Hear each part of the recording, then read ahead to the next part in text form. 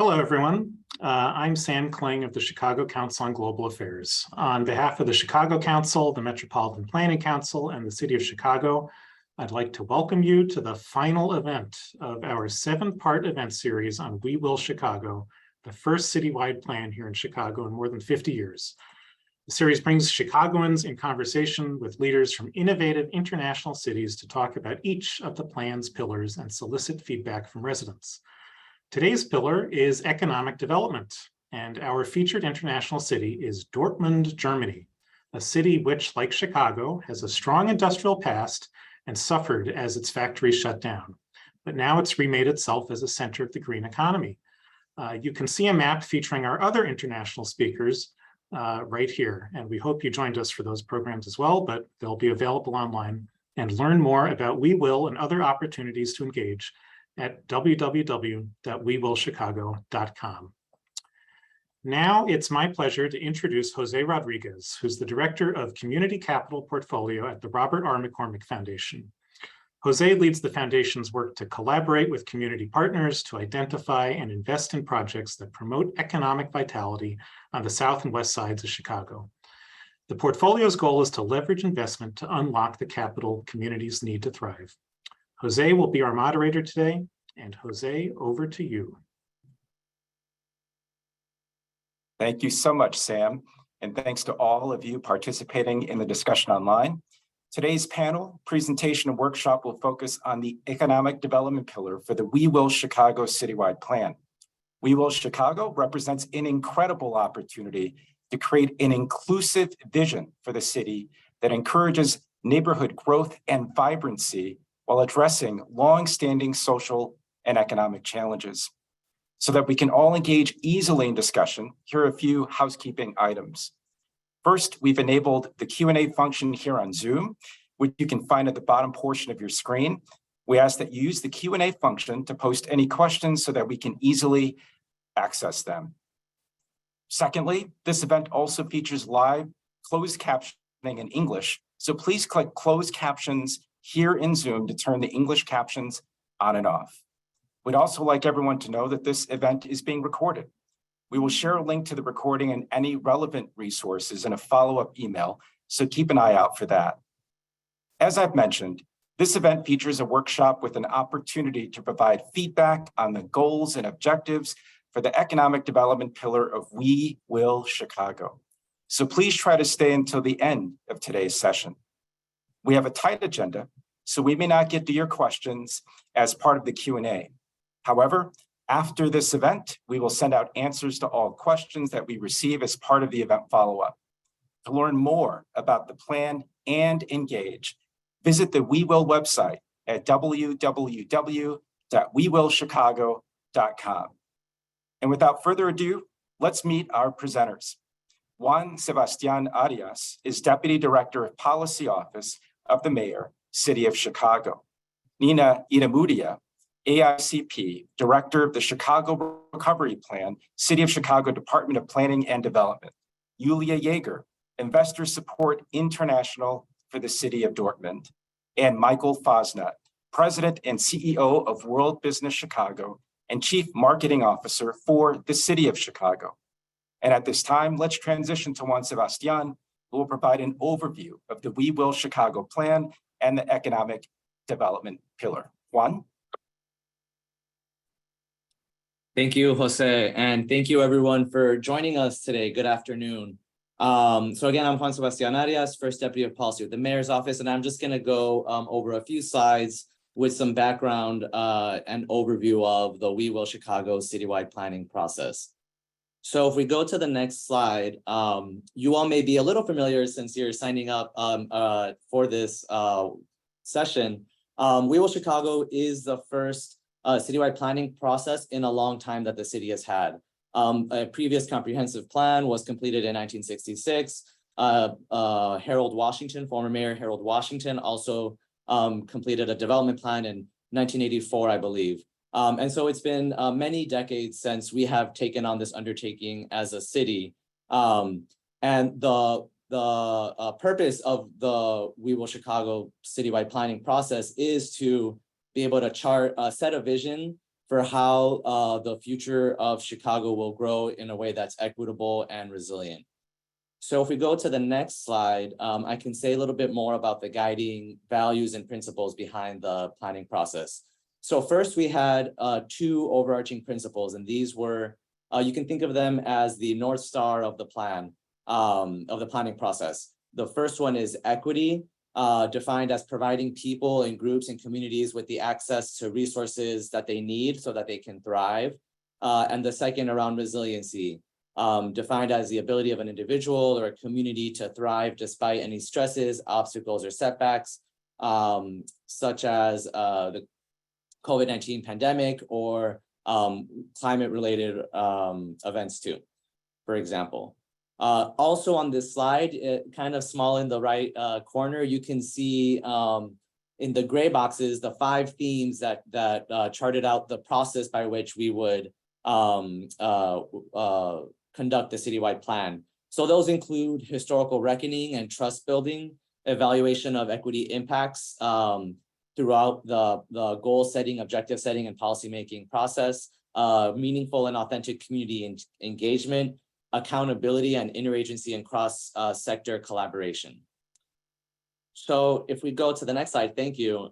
In addition to those 2 principles and the 5 themes that I just talked through, We Will Chicago also focuses on 8 pillars. And these are quite literally the chapters within the draft plan. And they range from housing and neighborhoods, arts and culture. Of course, today we're discussing economic development. And one pillar in particular, civic and community engagement, is one that was added through the course of the planning process based on all the feedback we got from the research teams involved in the drafting, since meaningful civic and community engagement was a cross-cutting priority across all these other pillars. So we decided to add an 8th pillar that would focus specifically on setting goals and objectives for that. So one of the first questions we always hear is, what does a citywide plan do? And the vision behind the We Will Chicago planning process is to be able to use the goals and objectives that have been developed through the plan so far to align annual budgets, major projects, and policies around those goals and objectives, to create standards for public decision-making, informed land use and zoning decisions, etc. It is also meant to be or designed to be a structure for policy making, identifying policy priorities. There are a number of policy ideas and recommendations that came through the research phase as well, over 600 that are put online, that have also been posted online.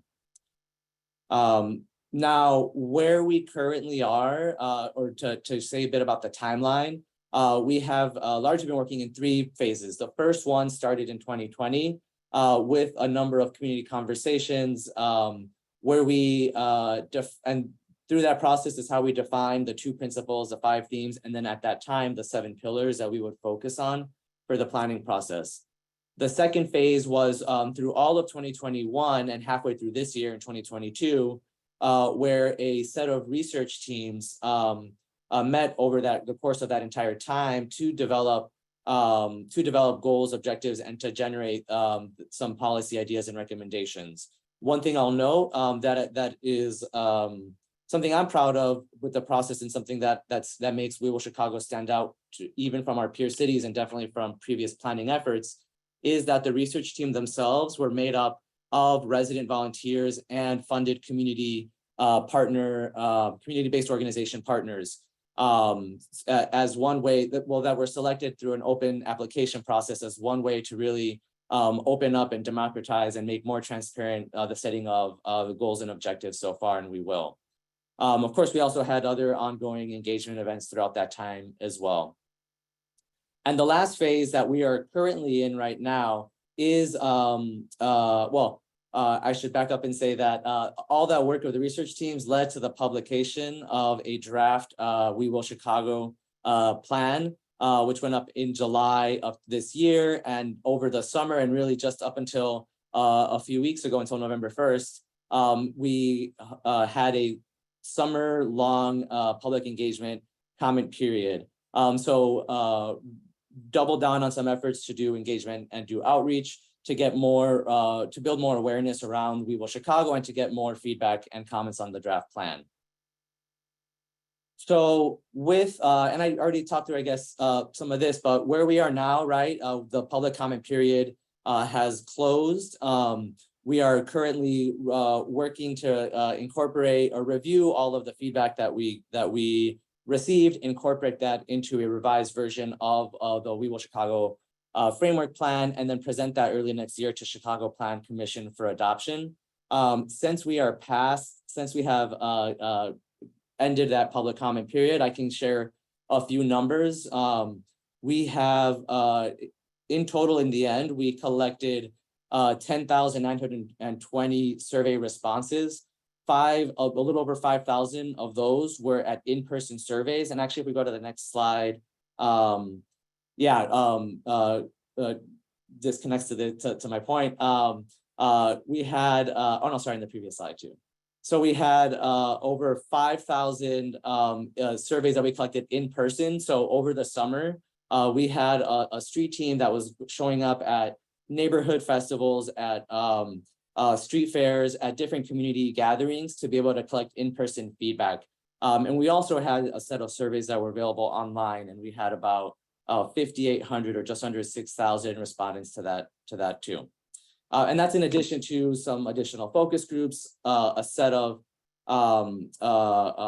targeted stakeholder meetings based on requests that we were receiving, and trying to fill the gaps in representation of people who were involved or communities that were involved in the planning process overall. So that all leads us to where we are now. This slide actually is just a preview, or just an actual image of what the document itself looks like. As you can see, there's a goal. There's actually 40 goals that were identified through the process, over 150, I believe, objectives. And then we also have supporting data related to those goals and objectives as well. And then on the right, we just have an example of some of the in-person event surveys that we had.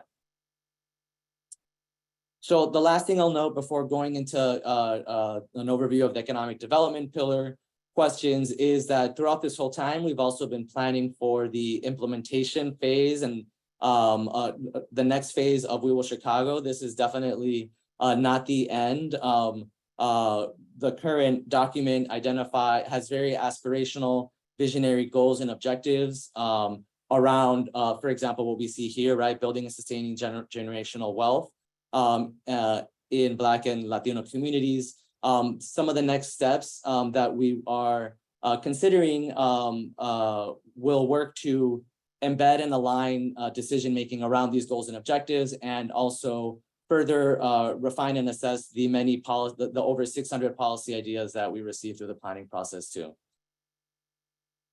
So to take a break from the overview and then jump in specifically on the economic development pillar, I'll just highlight, I'll just go over the goals and highlight a few objectives. Again, the first goal for economic development that we have is to build and sustain generational wealth and shared prosperity for Black and Latino communities.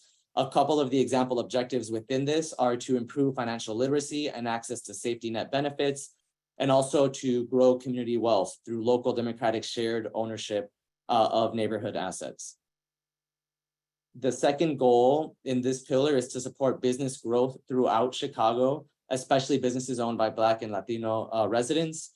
And some of these example objectives here are to prioritize resources in small businesses and entrepreneurship programs, and also to increase the availability of quality, affordable real estate in viable commercial and industrial areas in the city. The third goal is to invest in equitable and inclusive workforce development. And some of the one example objective here is to promote career pathways to high quality living wage jobs in both stable and growing economic clusters. The fourth goal is to promote equitable public, private, and philanthropic investment in Black and Latino community areas without displacement. And two of the sample objectives here are to facilitate the creation of thriving commercial corridors in Black and Latino community areas, and to create vibrant, stable neighborhoods that remain affordable for existing residents and businesses. And I believe this is the last goal for the economic development pillar, and that is to promote Chicago's assets nationally and amplify positive narratives about South and West Side neighborhoods. And one example objective here is to promote South and West Side neighborhood destinations to tourists and residents alike. So that's just a very quick snippet of what's in the economic development pillar. I'm going to pass it back to Jose, who's moderating the rest of the panel and the event. And thank you all again for your interest in We Will Chicago. Thank you, Juan, for that helpful update on an overview of We Will Chicago and the economic development pillar.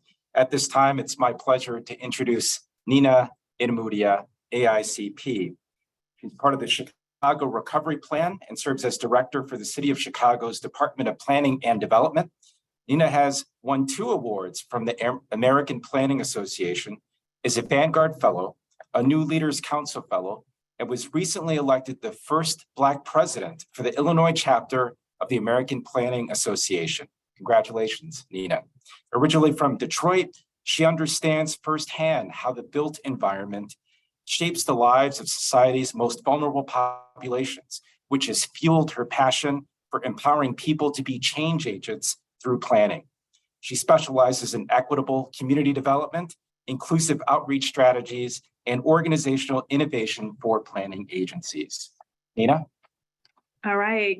Hello, good afternoon, everybody. Really excited to be here and explain to you some of the work that we're doing with the Chicago Recovery Plan. We can go to the next slide. So for those of you who don't know, the Chicago Recovery Plan is the City of Chicago's answer to the COVID-19 pandemic and how we can be more resilient and more equitable in our distribution of resources in order to make sure that the neighborhoods that were hardest hit by COVID-19 are getting the resources they need in order to not only bounce back, but even be better than what they were. We know that COVID-19 just exacerbated a lot of the problems that were already happening in low-income, underserved communities. And so we're here to kind of correct that. And, in step with the We Will Plan, the We Will Plan is just a way for the city to envision how it wants to spend its resources. So it's a vision document. And I see the Chicago Recovery Plan as an implementation plan, not only for external resiliency, so the city of Chicago helping our constituents become more resilient and in the light of COVID-19, but also our internal resiliency, because if our department, which controls the zoning and land use across the entire city and the built environment, doesn't have its house in order, how can we really deliver services that will help to impact you all or the constituents of Chicago? So this is just a brief summary of the Department of Planning Chicago Recovery Funds. We have about $237 million worth of funds to distribute. I do not take that $250 million responsibility lightly. It's a mix of American Rescue Plan funds, which came from the Biden administration, as well as a social impact bond that the city of Chicago has decided to enlist. Under this program, under my camp, we have about 12 programs, and you can all kind of see them listed here. We're doing some really exciting things, especially with the ARPA funding that we're getting that other cities across the country are not doing, and I could not be more proud. So one thing I want to touch on, and you can go to the next slide, is for a lot of these decisions or things that, as somebody who grew up in Detroit and had a lot of the decisions be made behind closed doors and never were privy to how resources were distributed or why my neighborhood looked like it did, why did my neighborhood not have parks in the neighborhood and the suburban neighborhoods had. I just wanted to put the faces of the implementation team. I'm so proud of this team. We're 4 women of color. We all come from immigrant backgrounds. And I say that to make a point that a lot of times when we're talking about embedding equity into processes, we forget the people.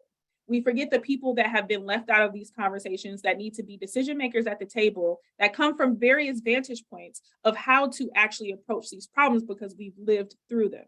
And so having a women of color team is something that I did not necessarily set out to do purposely. I did set out to have a diversity of experiences of people who would be on my team, but I could not be prouder of the thought leadership that we've been able to do and cultivate and be really thoughtful about the decisions that we're making of how to help in the recovery of Chicago's constituents. Next slide.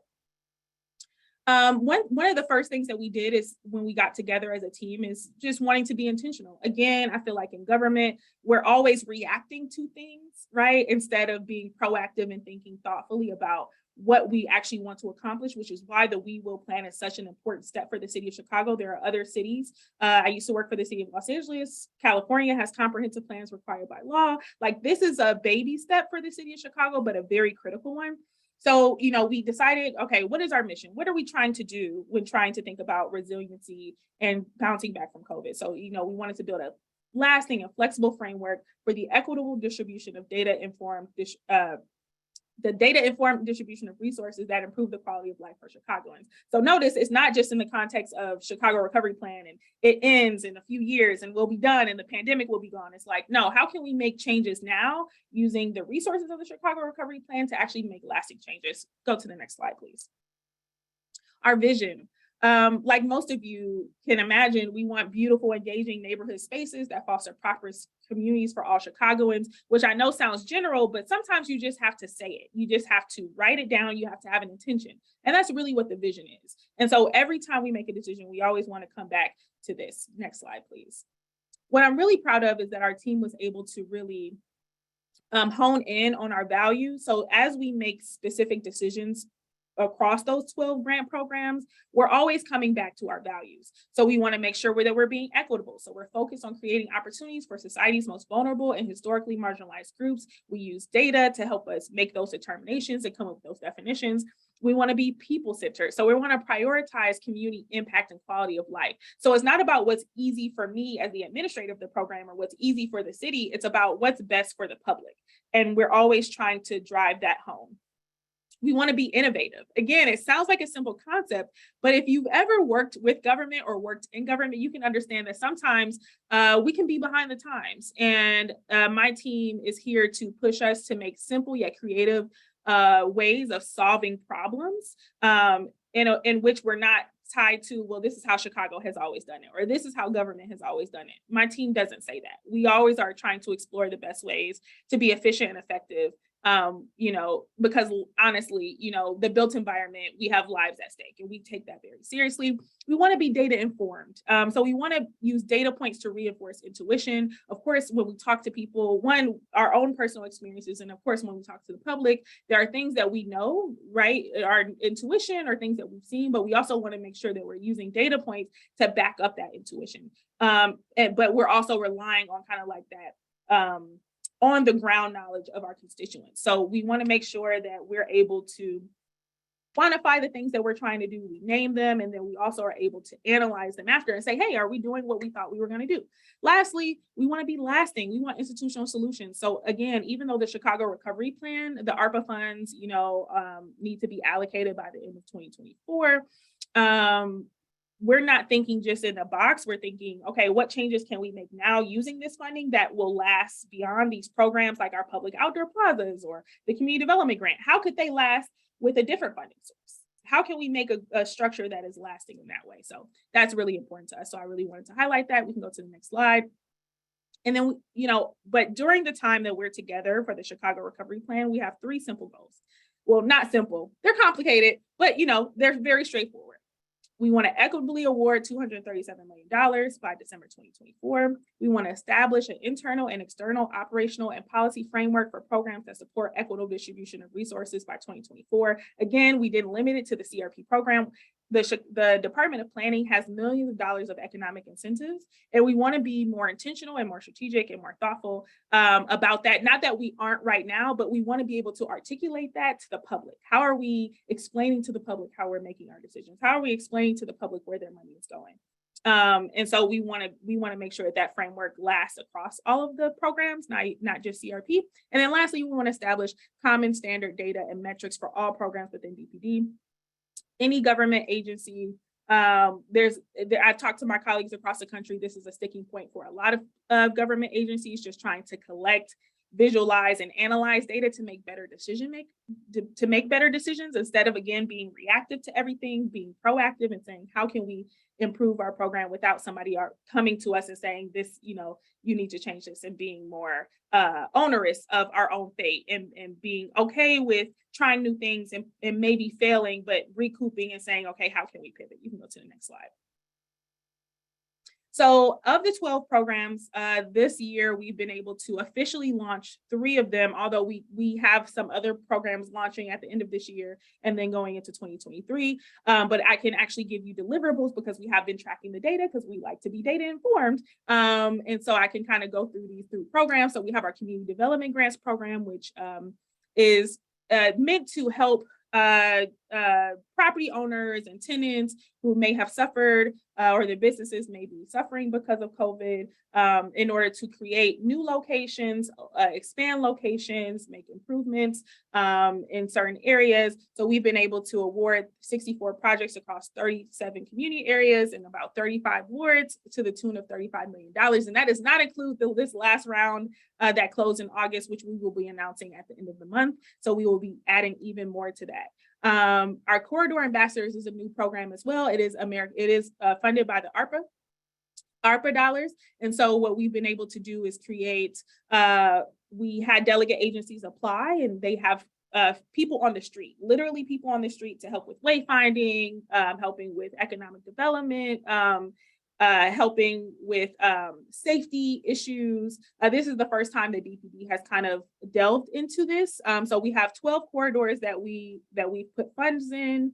We represent 15 community areas across 17 wards, predominantly on the south and west side. And we are spending about $10 million over the next 2 years in order to run that program. We have over 100 street ambassadors, which are local hires to that community.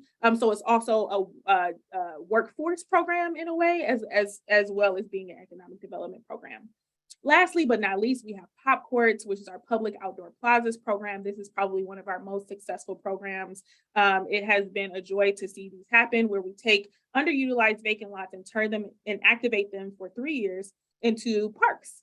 And so we have 12 courts over 10 community areas, 11 wards, to the tune of about $6 million. So we're giving these delegate agencies $500,000 a pop, pun intended, in order to activate these community areas. And we are so proud of this program. And we've already had 4 ribbon cuttings this year, and we have 1 more planned by the end of the year, and then the rest of them will happen next year. Next, please.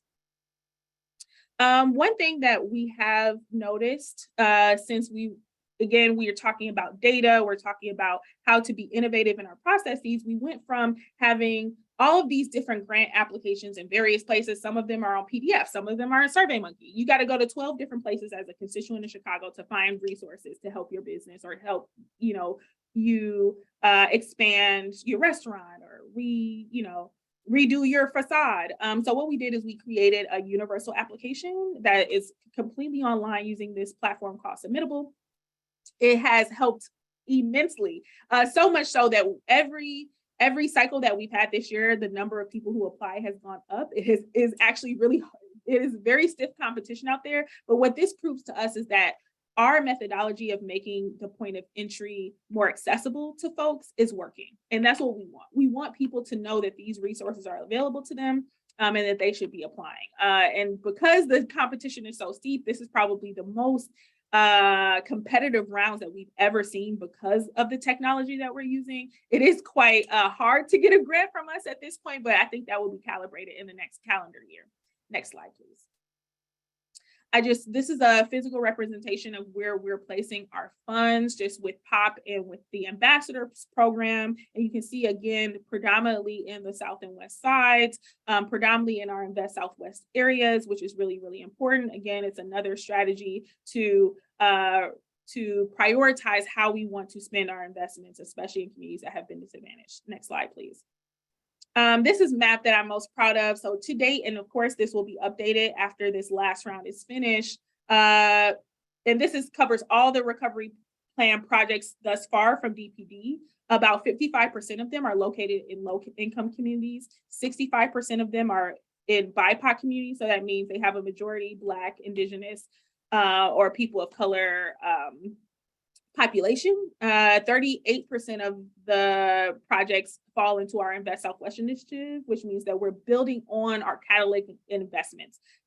That is very, very important. We can't just make one-off investments and say, oh, here you go. We're looking at a street, we're looking at a corridor, we're looking at an avenue and saying, how can we catalyze it so that investors will start paying attention? And then 60% of them are located in what we call equitable TOD radius, which again is a very, very important part of our equity strategy, making sure that people have access to housing and transportation and in an affordable way. So that is me. Hopefully I didn't go over time, but yes, thank you. And I'm looking forward to answering any questions. Thank you so much, Nina. And I think incredibly helpful to demonstrate impact, progress, and measuring outcomes. Overall takeaway, $237 million in investment, 157 for community development, 59 million for small business and workforce, and then 21 million connecting initiatives in climate change. So thank you for illustrating impact across all communities in Chicago. At this time, I'd like to introduce Yulia Yeager. Yulia is the first contact person supporting international companies, startups, and institutions interested in settlement and cooperation in the city of Dortmund at the Economic Development Agency. Yulia is passionate about supporting growth in Dortmund, connecting to the right people in national and international networks, as well as promoting Dortmund and the region worldwide. Dortmund is one of the largest cities in Germany and the economic and cultural center of Westphalia, with a population of nearly 600,000. At this time, it's my pleasure to introduce Yulia Yeager. Thank you, Jose, and thank you everyone for having me today. Very welcome from Dortmund. So can we start with the first slide? Yeah. So my name is Yulia Yeager, and I'm here today to talk with you about the city of Dortmund and its and the structural change it has undergone and its way to a more sustainable future. Yeah. We have already heard a little bit about the city of Dortmund, so I can keep this one short. So it's about the location, so that you get a rough knowledge about where we are. Well, we are in yeah, this is the right one. Thank you. We are right in the center of Germany, and what makes this region special is this is quite close to the Dutch and Belgian border, and yeah, it's quite close to the Dutch and Belgian border, and we are part of the Metropolis Ruhr. The Metropolis Ruhr is an area consisting of 52 communities, municipalities with more than 5.2 million people in more than 5.2 million people. Additionally, on the eastern side, we are bordering the Southwestphalian region, which is well known for its production and industrial sector. Yeah, maybe there are some effects on it. I'm very sorry for that. Yeah, we can just move on with the second slide. So where did Dortmund come from? Well, Dortmund is a city of industrial heritage. Is it easier if I share the screen, or does it work like this? Yeah, okay. I'll do it, Julia. Sorry, go forward. Yeah, sorry. Yeah, well, Dortmund is a city with an industrial heritage. So in former times, coal mining, steel production, and beer brewing have been the major sectors in our city. So what happened when the sector went down? More than 80,000 people lost their jobs. So this is more than a whole stadium full of people who have been unemployed. So the unemployment rate raised quite high, and today is still an issue in our city. So what did we do? We wanted to develop from this mono-sector industry to a multifaceted city. So in 1968, the first technological university was founded in Dortmund. And due to this, nowadays we have more than 52,000 students in different programs, for example, IT, logistics, management, biomedics. So there's quite a lot of technology going on, engineers, and so on. And from this point, it developed a lot of research and development as well. So there are research institutes in the field of blockchain, in the field of logistics, in the field of artificial intelligence, and many more. So this has been a quite good development for us. So to foster businesses and growing of businesses and startups, we implemented a structure of competency centers consisting of a technology center, the MST factory, which is for micro nanotechnology, a production center for production technologies, and also a center for biomedics. So what is so special about this is that there is they offer some infrastructure, and due to this, the business can grow over there. But Dortmund has to offer much more. So we have more than 60% green in our city, which is which makes it the fourth greenest in the size worldwide. Next slide, please. So you can see here on the slides the former days. So on the left-hand side, you can see this, the former steel mill at the Phoenix East area. So in 2000, this production at this point stopped, and the facility was put to pieces and sold to China. Nowadays, it's still operating in China. And what we did with this area was we wanted to do a restructuring. So in this area, a lot of people lived who have been working in this field. So many low educated people have been living over there. So there has been a lack of buying power and much more. And so what we did was creating a recreational area. You can see that the lake on the right-hand side has the same shape like the steel mill, and nowadays, so it's a high-class living, high-class businesses for IT and digital businesses, and restaurants and bars as well. Next slide, thank you. Yeah, so you can see here is our digital quarter, a digital harbor, which is a former industrial harbor, which is still operating. And but what we did is we wanted to redevelop it partly into a digital harbor, so that startups, digital businesses, and also the people can use the harbor in a totally new way. So for example, the Fraunhofer Institute for Software Technology is going to move over there, and we also have an academy for theater and digitization, which is unique in itself worldwide. Other projects are, for example, the Clean Port, which is going to be developed in the coming years, and it will be a hub for technology and hydrogen. Next slide, please. Oh yeah, this is another project which I will only shortly mention. So the Smart Rhino is a project which will combine education, as the university is going to move quite close to the city center, so that we bring the education in the city, but also working and living should be over there, so that the people, the citizens, can use this place. So it should be a more holistic approach than it is in other planning and development projects. Next slide, please.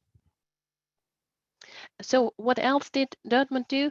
Well, we wanted to foster the businesses and help them grow and find a sustainable way. How does this work? So what did we do? On the one hand, we created a technology-oriented business plan competition, which is our Start to Grow competition. It's one of the oldest one in Germany and one of the biggest one. And there we foster technology-oriented startups. But we recognize that there is a change in the things we need. So we implemented a new program, which is called Greenhouse. Greenhouse is a program which is an incubator for sustainable and social startups who want to grow and strive their business and take their social ideas and monetize them, because as often these solutions can not make money, and this is something we want to tell them how to do business with social and sustainable ideas. And so this is the idea behind Greenhouse. And due to this, we have another initiative, which is called the Social Startup Days. And this is something where we bring together all the social and sustainable founders, that they can network together and bring the strings together to create something new. What else did we do? Well, due to the COVID-19 pandemic, we recognized that a lot of restaurants and bars had to close due to the missing people who did not go for dinner anymore or for lunch. So we implemented another incubator for restaurants and food, so to say. We call it Geschmackstalente. It's like tasty talents, to translate it in English. And yeah, it's a quite successful program where we help restaurants to strive. Next slide, please. Yeah, we're coming to an end now. So this is, I want to show you this slide because Dortmund has won the iCapital Award, which is the European Innovation Capital Award, as the first German city. Why did we win it? We didn't win it because we're so innovative, but we have won it for our innovation system, because what we want to do in Dortmund is innovation from the neighborhood. So this is the slogan we are working with. So what we want to create in the city is a bottom-up innovation from the people for the people, and this is what we do, what we want to do in the city. Okay, I think we can skip this one. Yeah. Okay, that's it. Thank you. Thank you, Julia. Important elements of economic development, high-level takeaways, the importance of universities, diverse industries, research and development, startups incubating and accelerating, and then just as important, it's innovation in neighborhoods. So Julia, thank you so much for highlighting that. All of this to foster business growth and attract new businesses, which is a perfect segue into our final speaker for this afternoon, and that is Michael Fosna. Michael works alongside the mayor's office and the economic team, and he's Chief Marketing Officer and serves as President and CEO of World Business Chicago, the city's economic development organization. World Business Chicago's focus is on growing its industry sectors by supporting the expansion of existing Chicagoland-based companies and by attracting new corporate relocations to the region, all with the focus on equitable economic prosperity across all 77 neighborhoods. Michael? Thank you, Jose, and thank you for having me on today's panel. I do have to call out my old homeland, Germany, and because most Americans, when they visit Germany, they go to Frankfurt and Hamburg, Berlin, and Munich. Dortmund is worthwhile to visit, and it does have the second best soccer team in the country. So hopefully people will as well visit Dortmund. Allow me, as the last panelist, to share maybe 5 mega trends and insights I've been able to witness by my own work here in Chicago, and as well we traveled this year with the mayor and a large both business and civic delegation to London, Paris, and Mexico City. And I think it's important to see what are the parallels across these large global urban centers. What can we learn? So I have 5 mega trends and insights that I would like to share. First, urban centers continue to drive extremely well. Despite some of the naysayers during the pandemic, they thought, oh, everyone is leaving urban centers. That is not true globally. Urban centers continue to be a destination, especially for young, diverse talent who want the energy, all the amenities that an urban center have. So the demise of urban centers is incorrect if you look at the data. Most urban centers have challenges. And that leads me as well to the second insight that is very similar to all these big global centers. Each of us have significantly disadvantaged and disenfranchised neighborhoods and areas for decades. We primarily on the south and west side. We look at Paris, it's all the banlieues, the surrounding areas. London has it in partly got top pockets, in Mexico City as well, some of there's outside of downtown. Each city is trying to figure out how to make sure these previously underinvested neighborhoods are not part of the whole city. And we all learn, I think, we really need all 3 key, what I call the 3 Ps, to work together to make really dramatic change. The public sector, governments, the private sector, businesses, and the philanthropic sector. One sector alone cannot do it. And that's, I think, one of the reasons why we're seeing the initial success of like Invest Southwest, where all 3, the public, the private, and the philanthropic sector works together. We saw similar progress in Mexico City and Paris, but that is important. One alone cannot solve the decade-long neglect in all of these neighborhoods. The third, cities do have to make some strategic bets. Where's the economic growth coming from by sector? Like we in Chicago, we are focusing really on 5 sectors: life science and healthcare, food and ag, manufacturing, logistics, and fintech. And then two underlying technology that we think will drive future growth was quantum computing and clean energy. Each of the other cities we visited has their own bets, but it's very challenging nowadays to just compete and pitch your own city economic strength across all sectors. So we see as well, you have to pick your battles and win in them. And if you look at Chicago, we had the last 2 years quite some successes in these 5 sectors I just mentioned. Fourth, safety. Every city struggles how to address, especially during and then after the pandemic. And we had, civic unrest in our country. Most other urban centers have experienced something similar. How to address long-term the safety issues that each city, each urban core is facing.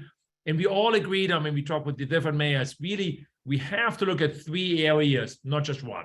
The one area is law enforcement. Unfortunately, a lot of business leaders focus only on law enforcement. Law enforcement alone will not solve the long-term safety challenge we have. Second, that's why we did a second pillar, which is social support intervention program to make sure all the residents in your urban centers have the social support that they need. And third, economic development. We need to make sure that economic opportunities are as equally distributed as the talent is in our city. We have heard this as well, like in Mexico, where there was some very focused efforts in some neighborhoods. And when the economic developments occurred and happened, safety improved. So we need all 3, law enforcement, social support intervention programs, and economic development. The 5th one, and last but not least, is an interesting 2 factors we're seeing becoming more and more important for urban centers, and there will be winners and losers. One is, what are the values that you as an urban center have? Are you a welcoming city that really respects everyone in their own individuality, in their uniqueness? Are you building an inclusive, welcoming, cultural climate so everyone feels they can be their best self? I think we in Chicago are doing great work on that. Some of the other cities we have seen is trying as well to make this a value statement, because these values you're living as a city do matter. Are you attracting the young town, older town? Are you making sure your residents stay and can thrive? And as well, are economic opportunities moving into your center? The second one that becomes more and more important is, what is the climate resiliency in your climate policy as an urban center? A lot of people don't know the Midwest is the most climate resilient region in North America. And we're seeing now more and more both people and corporations making long-term decisions on your own climate resiliency, where you are, and what is your climate policy to make sure you're really having as well climate justice in all the neighborhoods and make it a livable place for everyone. So these are the 5 trends and kind of insights we learned while we traveled throughout the world and some of the other sister cities and urban centers. And now coming back to Jose as our moderator. Thank you. Michael, thank you so much. Such an important discussion. And I think our takeaway here is you highlighting the assets of the city of Chicago. And that is not only downtown and the lakefront, it is our 77 communities and what we're doing to invest in those communities to make progress as we continue to be a global city and a model for the rest of the world. So thank you for that. And let's start with you, Michael, but also want to make note of our audience. I think there are 2 questions that we'll address with our panelists here based on some themes that we've identified. One is this notion of access and opportunity for communities, and the other is jobs and connecting communities in jobs as well. And so, Michael, I've heard you speak before, a comment you've made, it's resonated with many folks in the city in a very positive way, is that talent is equally distributed across Chicago, but opportunities are not. And our hope is you can share a little bit more about what you're doing and what everyone at the city is committed to address that point again of talent being equally distributed, but opportunities not necessarily. Very good, thank you. We will look at 3 areas where we can make a trajectory change. One is bringing true economic opportunities physically to the south and west side. We know the example like Discover, call center channel, Blue Cross Blue Shield. We bring other businesses where the businesses are moving physically to the neighborhoods to make it easier to access this job, and also having a presence in this neighborhood. There will be an economic force. Second, it is hiring. So we do a lot of program with companies to make sure you look across all of Chicago, because it is not charity to hire someone from the Southwest side. We have some of the best talent, tremendous talent on the South and West side that traditionally companies have overlooked, have sometimes the wrong HR policies that are hindering and avoiding to hiring our amazing residents on the South and West side. So hiring is the second one. And third is supplier diversity and capacity building. What do I mean? A lot of times you're looking at Black and brown owned companies and say, oh, but they don't have the scale yet.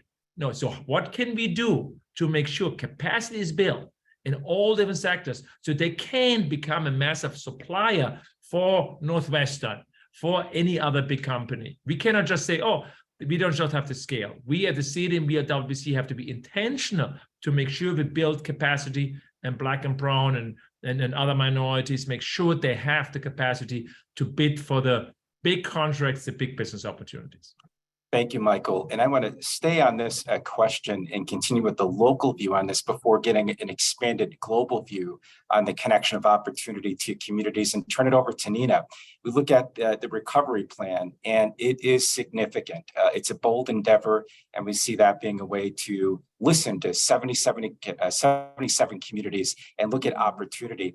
And would love to get your view on the same question. What's the connection that you're making and your colleagues are making to opportunities in Chicago, to our communities, especially in the south and west sides of Chicago?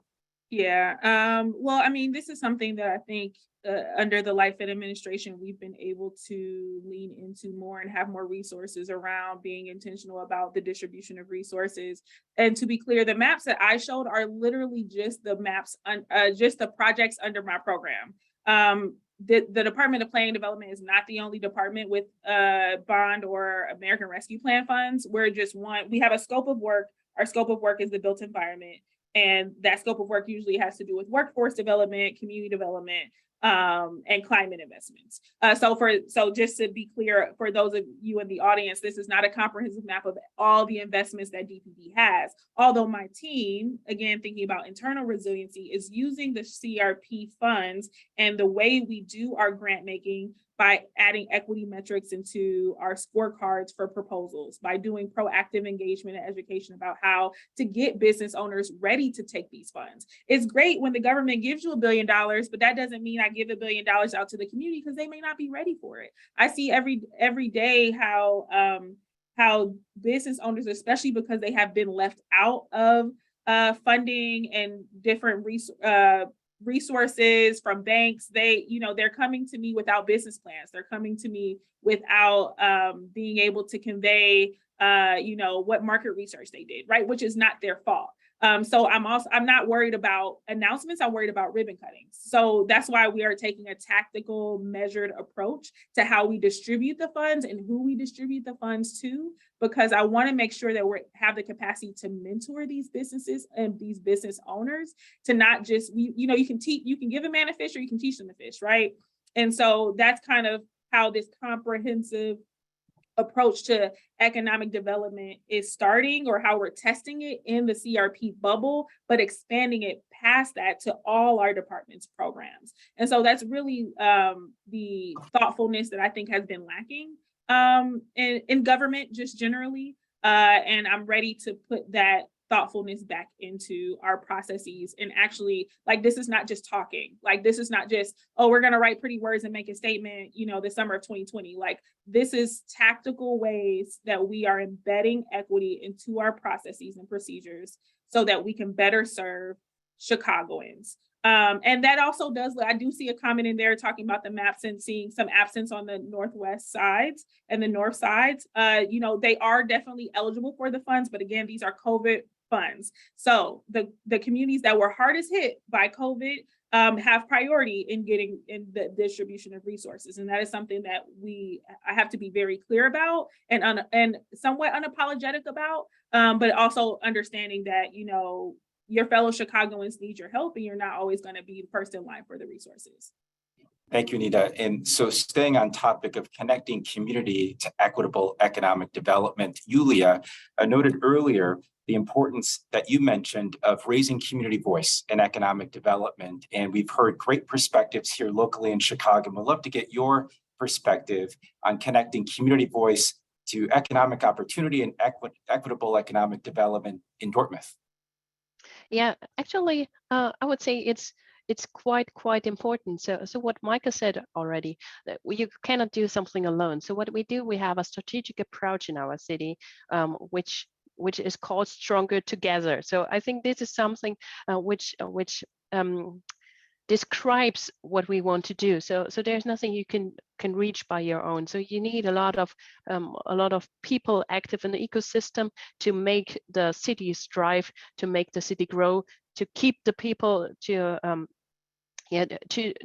do the recovery and so on. So it's quite important that we listen to the people, that we include them in the processes, and try to solve their problems, because their problems are often not the problems we might see. So it's for us, especially in the planning processes, for example, there are implemented new processes to listen to the people. For example, if you take this digital quarter I showed, there's like one big ship which has been there for years, and it's a restaurant, and they have a lovely beach over there. But you might imagine we are building like a fancy digital quarter with some old structures, and such a ship is nothing which was planned in this planning. But the people said, hey, we love this boat, and we love this restaurant, and this belongs to Dortmund, we need this. And so the planning has to be changed, because the people said, we need this, and we want our city to be our city, and not a city of someone who just has dreams and plans which do not fit to us. So this is something very important. And if you do a planning and it doesn't fit to the people, it doesn't work.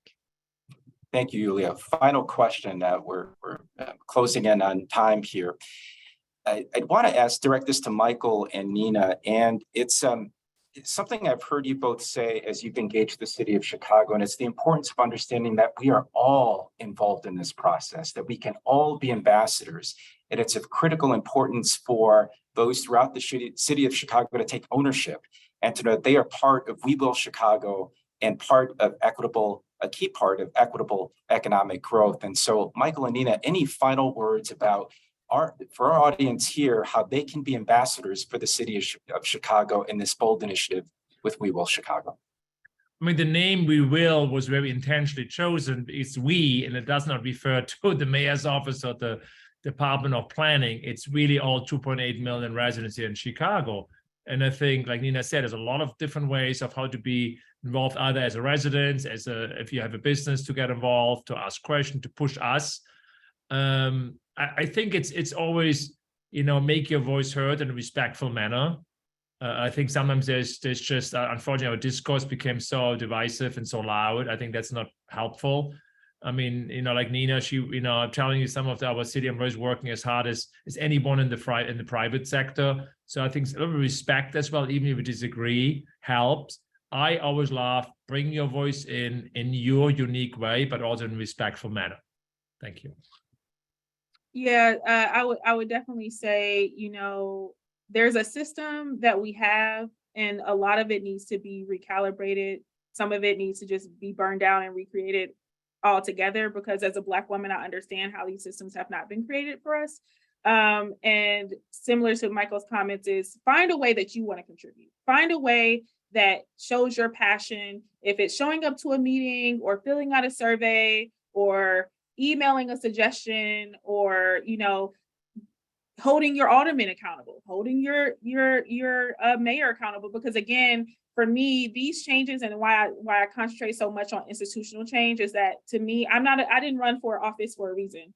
I would like these changes and equity to be built into an environment so that it doesn't matter what administration comes in the door. It doesn't matter who your alderman is. You should have accesses to resources to thrive, no matter where you live. And I know that Chicago is a city of neighborhoods, but I do also think there has to be a little bit of deference given to, we all want to be able to walk home safely from the CTA. We all want to be able to send our children to schools in which they have resources to learn in an environment which they don't have to be scared or caught off guard or harassed. Like, we all want those things. And I think the We Will plan is, again, one step, just a baby step in the right direction of having a more comprehensive explanation of how Chicagoans as a whole want to see equity built into the environment. And this is your chance. So don't let it slip by you. Thank you, Nina. Mhm. You know, as we wrap up our session here, just a couple of high-level themes and my takeaways from our panelists who've done an incredibly great job in informing us on opportunities and equitable economic development. And I'll lay these out as issue, action, and impact. What we've heard today is there's been persistent social and economic challenges for decades that have created significant obstacles in promoting economic advancement and improving overall quality of life for all of our communities. We Will Chicago, including our panelists here, in particular Nina and Michael, and the rest of the City of Chicago administration are committed to making progress through We Will Chicago and their initiatives. And I think that's a comprehensive citywide effort to promote neighborhood growth and vibrancy. And here's the intended impact. It's catalytic. It's a city where all can participate, prosper, and reach their full potential, all of which reinforces Chicago as a global city, reinforces our legacy as a global city. Our guests have been Nina Iramudia, Michael Fosna, and Yulia Yeager. On behalf of the City of Chicago and our residents, Metropolitan Planning Council, and the Chicago Council on Global Affairs, thank you for your insightful comments and commitment to advancing equitable economic opportunity for all. And finally, we'd like to thank our audience. Thank you so much for joining the final Global Voices Local Action webinar for We Will Chicago. At this time, we'll turn it over to Sam. Thank you. Thank you, Jose. Thank you to all of our speakers, Nina, Yulia, and Michael, for that stimulating conversation. Thanks to our viewers who should stay tuned if you can. The next part of our program will include some polling where you can provide feedback on the plan's draft objectives and goals. We're going to use the tool Menti to see what you think about the economic development goals and objectives that were discussed today. And all the feedback that's captured via the polling will be provided back to the City of Chicago to help inform changes to the draft framework. And this should take about 20 or 30 minutes, and we hope you can stick around. So you'll see there's a QR code. You can use that to access the polling, or you can go to menti.com and enter that code on the screen. So we're going to be in the webinar format for this activity. But if you have any questions, you can continue to use the Q&A box, and we will have someone send out answers after the event.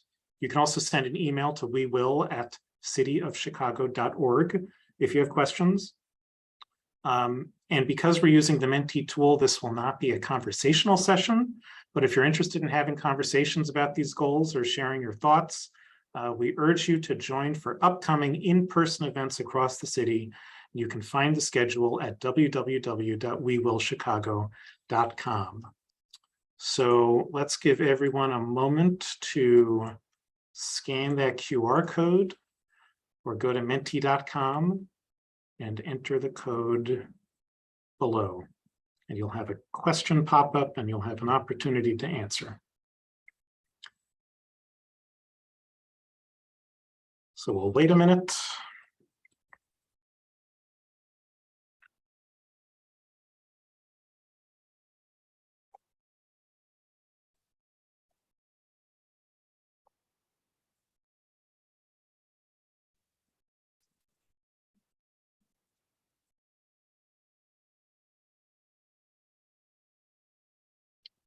So if you haven't done so, please try scanning the QR code or go to menti.com and enter that code below.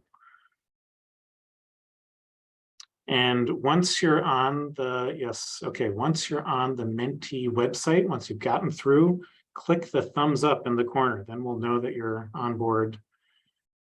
See the cursor is near that thumbs up in the bottom right corner. Click on that and we'll know we're ready to begin.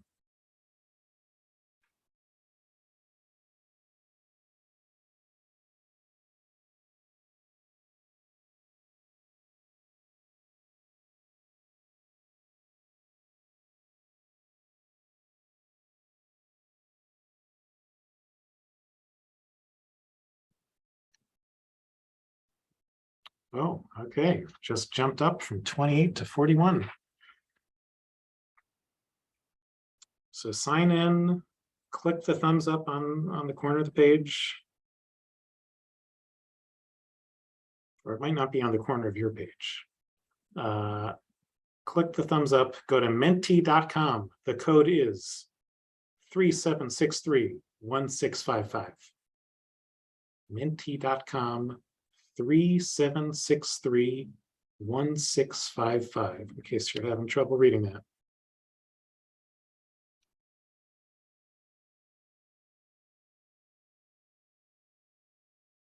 Or you can scan the QR code, use the camera on your phone. Usually that'll work. Okay, here is our first question. On a scale from 1 to 5, please select the extent to which you agree with goal number 4.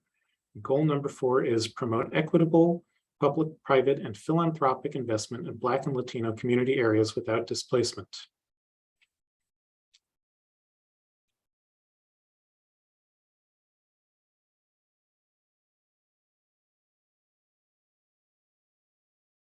Let's give everyone a chance to respond to that.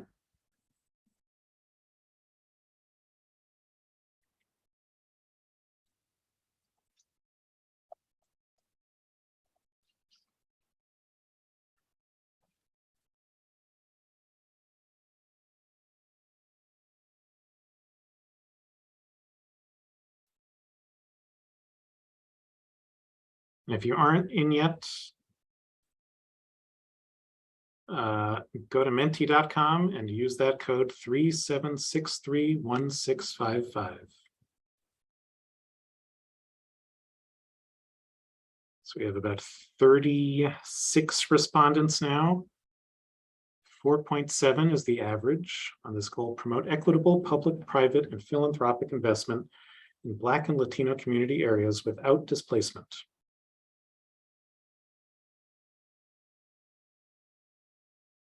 Great.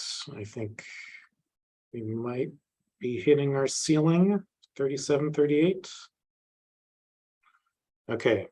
Next question. On a scale of 1 to 5, please select the extent to which you agree with or support each of the following objectives, which are part of goal number 4. And so you have 3 objectives here. The first is create vibrant and stable neighborhoods that remain and become affordable for existing residents and businesses. The next one is facilitate the creation of thriving commercial corridors in Black and Latino community areas. The third is enhance the public sector's toolkit of financial incentives for neighborhood economic development. If you strongly disagree, you can put 1. If you strongly agree, you can put 5. We'll see where we end up.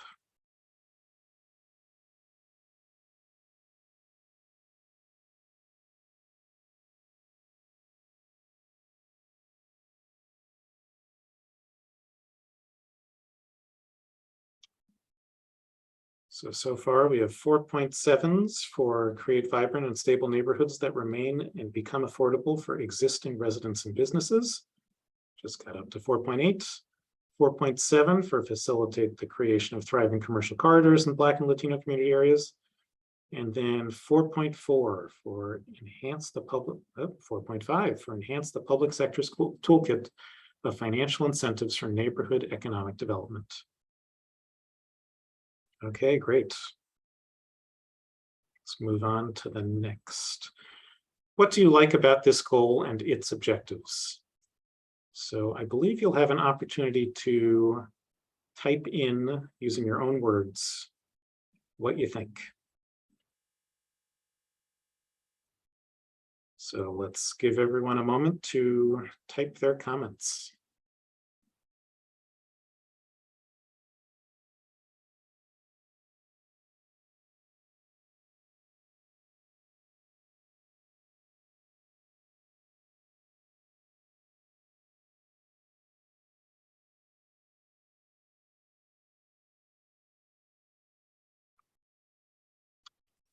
Okay, so here's a comment by what methods do you hope to achieve these goals without displacement? Talking about equity, bringing equity to historic disinvestment and neglect. Improving all areas of the city, economic corridors and Black and Latino areas, focus on equity, lofty, addresses most critical needs of the community, focuses on legacy residents and businesses over displacement and gentrification. It crosses many neighborhoods. All areas of Chicago should be beautiful and thriving communities. Everyone deserves good things. During such a long period of disinvestment, lack of investment, this is the most direct way to help communities build and rebuild. Goals are great. Let's make sure we get the desired outcome. Community focused, sustainable economic impact. Lots of comments about equity, prioritizes economic growth in areas that need it most. Holistic and sustainable. And again, ensures development in neighborhoods where it's most needed. Empowerment without displacement, fair chance for everyone. Employment opportunities in underserved communities. Revive economic prosperity for city neighborhoods and safety with it. Again, more comments on equity, provide equity distribution, like how ambitious the goal is, makes sense for building communities that are able to strive and improve. Great. Oh. The opportunity for each neighborhood to partner with the community, university, community colleges, and utility service areas, including forums, outreach. That sounds like Dortmund a little. Service quality and government performance, great. Okay. Let's try for the next one. What is missing from this about this goal and its objectives? What would you change? So what is missing from this goal and its objectives? In your opinion, what would you change? Let's give everyone a few minutes to comment.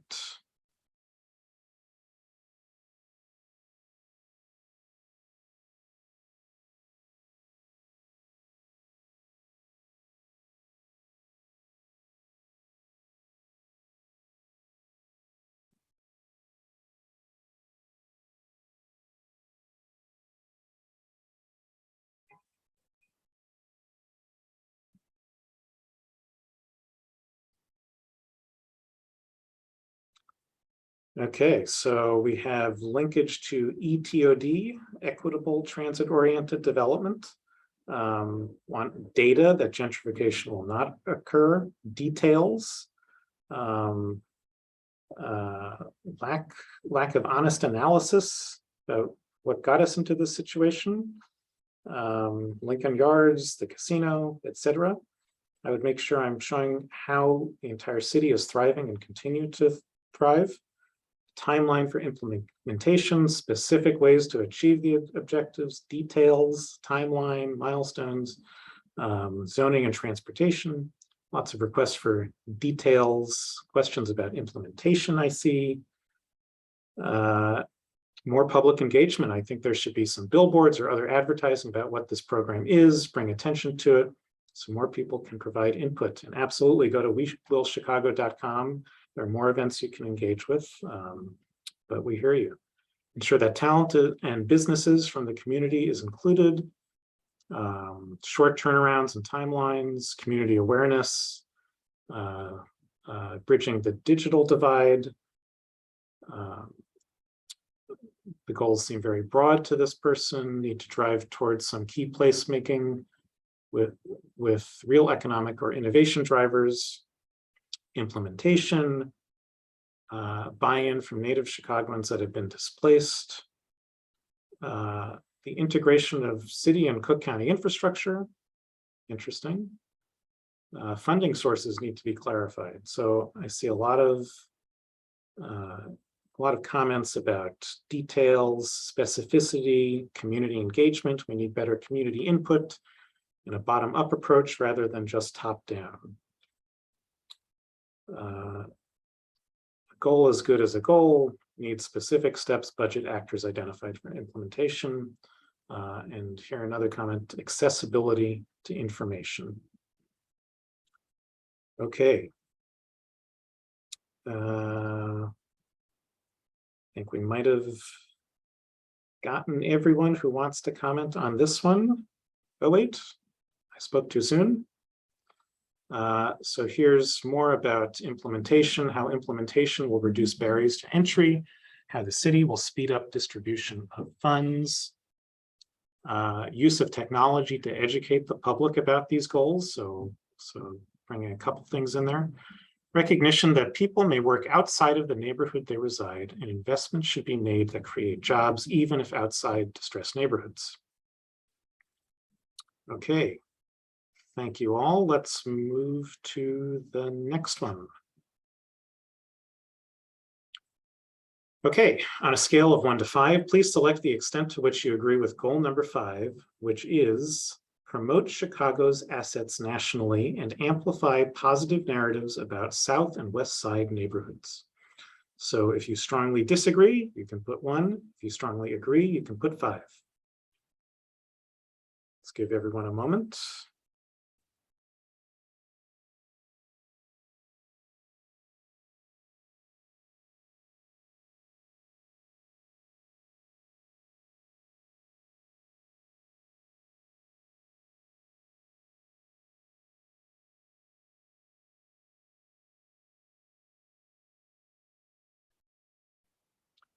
Okay, we have 25 respondents now.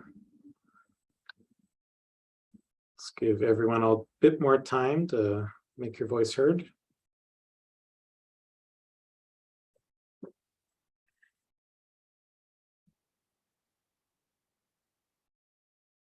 Okay, so we are at 3.9.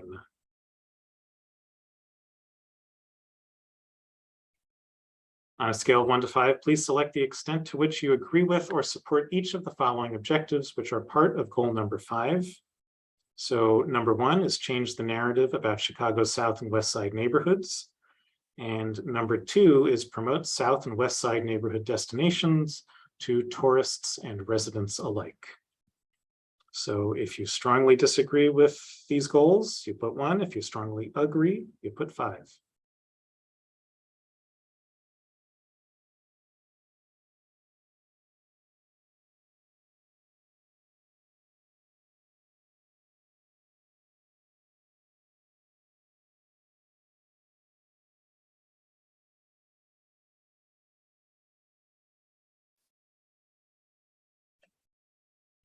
Let's give everyone another minute.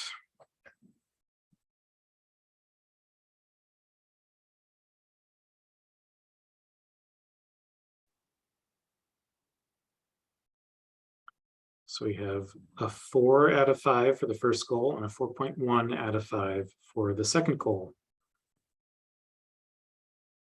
I think we can move to the next slide.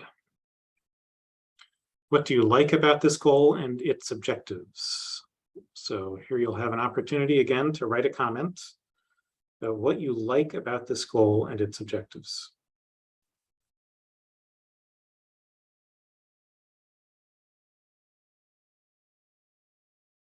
So change the conditions and the narrative will follow.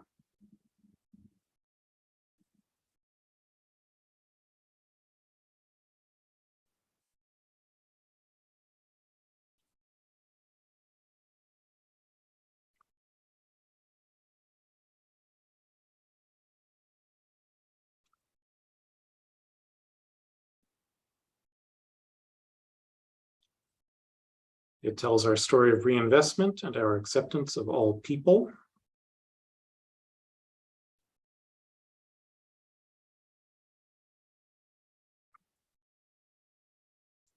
So this comment says, ideally, the narrative of those areas will be told by the residents and the benefits of its assets will go to the residents as well. And now, okay, a bunch of comments at once. It puts emphasis on improving perceptions, which meets the goal. Person wants more information and questions about who's crafting the narrative. Again, if you have questions, please go to wewillchicago.com. You'll see places where you can make your voice heard or get answers to your questions, rather. Conditions have to be changed first to be believable. It will help bring revenue to businesses and show a much more diverse view of Chicago. People visit areas with new, nice events, destinations, with more investment or attractions, more people and more positive narratives will follow. Person emphasizes public safety.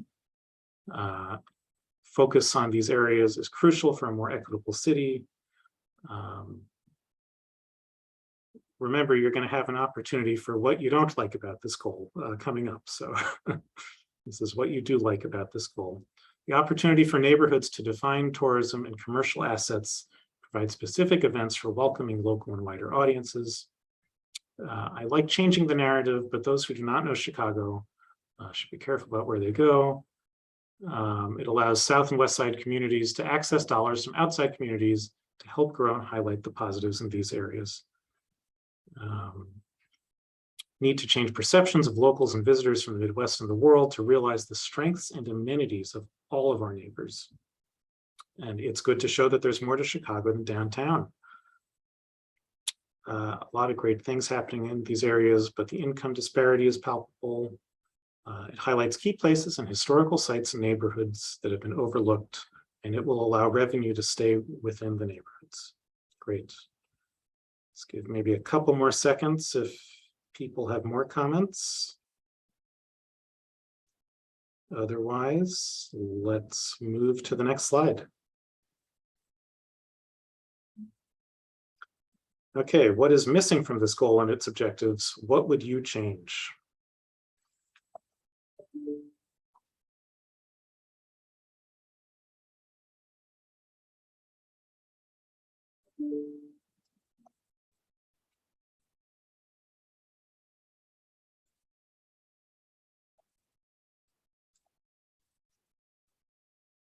So take a minute. What do you think is missing from this goal and its objectives? And how would you change it?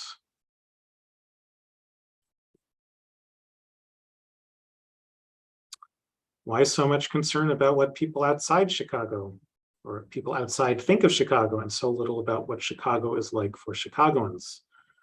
Okay. Addressing public safety and access as well as sustainability.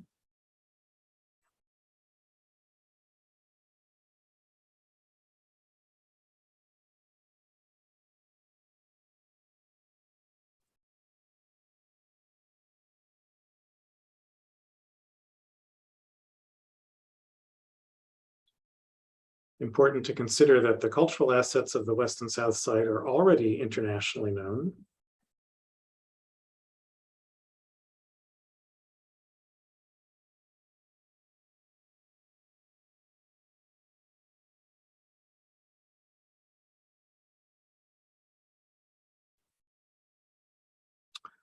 This person wants a plan for welcoming visitors and shoppers to neighborhoods with programs that include safe passage.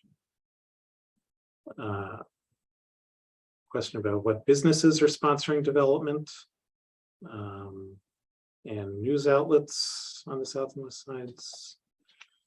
Rather than narrative change, I think we need to change the material conditions for the South and West Sides. The narrative change will follow from there. We need to address the crime concerns and make sure we are monitoring influx of visitors to some areas, making the traffic worse. Make sure regularly scheduled input is received and acted upon from the community. This comment says it's focused on PR. For now, perhaps money and effort should be focused on actually implementing changes so people will come. So reiterates the sentiment of another comment. Complete, inclusive of all Chicagoans in public safety, proof that local residents are involved and are making the change they need, not what people think they need. We are missing a higher level goal demonstrating economic development for the city. This seems to say only the South and West Sides will allow us to grow. What about our central business district? And here's another comment emphasizing the role of McCormick Place for visitors and inviting residents to conventions. This person says the goal is too high level, would like smaller stepping stone goals. Bottom-up leadership for collaboratively creating a narrative. Leveraging improved narratives to bring outside investment. And acknowledging existing valuable assets on the south and west sides. This comment says reparations and real estate tax abatement. Perspectives presented must be fact-based. Visitors need to feel safe. Okay, thank you for those comments. Let's give another 10 seconds in case someone's finishing up their comment. Okay, I think we are ready to go. Oh, I'm informed this is the last slide, the last question. So thank you so much for coming to this event and this activity today. We hope you enjoyed today's program. And we also want to hear from you about today's event. So we're going to put a survey, I believe, in the chat, or maybe we'll email it to you. But once you receive the link for the survey, please fill it out. Let us know how we can improve these events in the future and add any additional input you may have on We Will Chicago. Thanks again for attending, for your comments, for your attention, and we will see you at another event. Bye.